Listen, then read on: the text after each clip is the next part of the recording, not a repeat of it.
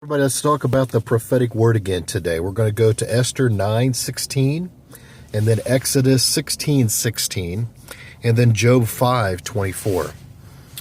Let's go to Esther chapter 9, verse 16.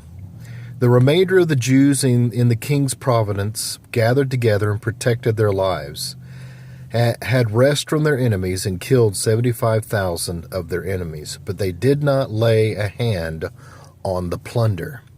Let's stop there for a moment. Someone's making a decision in their life, and you're not making the decision based on just a self-preservation. God's giving you wisdom about preserving your life so that He can further His use of you and through you in your life. You're more concerned about next month. You're more concerned about next week. You're more concerned about 2 weeks or a year from now. So the decisions that you are making right now are concerned about something that hasn't even happened yet. And the Lord wants you to listen to the wisdom in Esther 9:16 that says, the remainder of the Jews in the king's provinces gathered together and protected their lives. The decisions they made was to protect their lives. That was their focus. Had rest from their enemies as a result of that being their focus, and killed 75,000 of their enemies, but they did not lay a hand on the plunder. The other thing that's taking place when we are not focused on what God really wants us to do, when we see an opportunity, we do something that, for example, that God tells us to do, and we obey Him in that. And then we see another opportunity to benefit ourselves that had nothing to do with what God told us to do. It's like the sin of Saul. He was told to destroy everybody, but he preserved the king and the livestock. And Samuel heard when he came after the battle and made excuses why he didn't destroy the livestock. He didn't do exactly what God told him to do. He kept back some of the things and made excuses for it. And the Lord doesn't want you to do that, because you'll find yourself in a place where Saul was.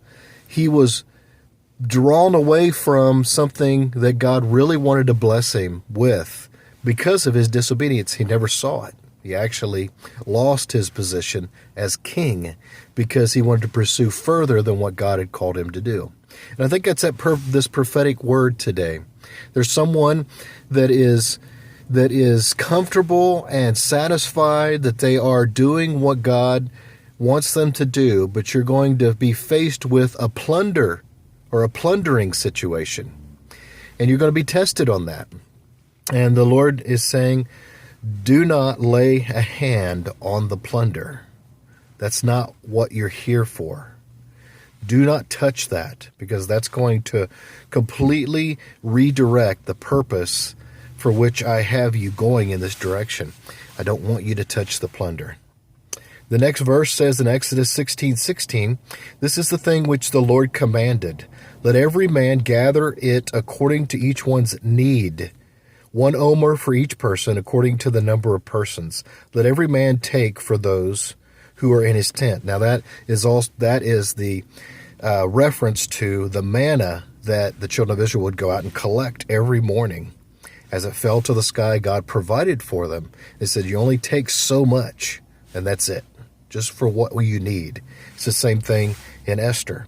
Don't look at the plunder, because that's not what you need.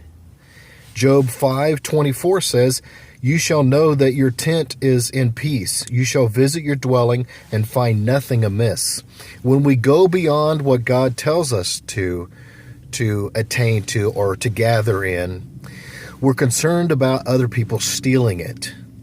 But when we actually focus on what God is telling us to do and to have in our lives, then we are like Job here. You shall know that your tent is in peace, so your dwelling place is in peace.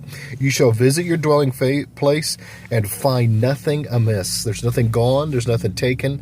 If there is something there that's a temptation to take, you're not worried about it, because you know God provides for you. Do not lay hands on the plunder. That's the prophetic word today. God bless you. Have a great day.